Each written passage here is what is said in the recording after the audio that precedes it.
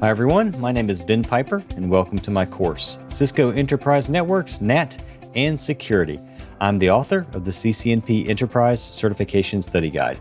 In this course, you're going to learn how to configure Network Address Translation, or NAT, and some key iOS security and monitoring features.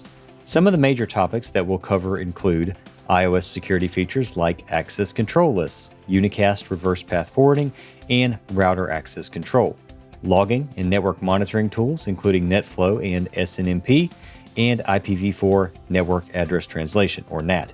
By the end of this course, you'll know how to configure NAT and how to monitor and secure your Cisco devices. Before beginning the course, you should have CCNA level skills. I hope you'll join me on this journey to learn NAT with the Cisco Enterprise Networks NAT and Security course at Pluralsight.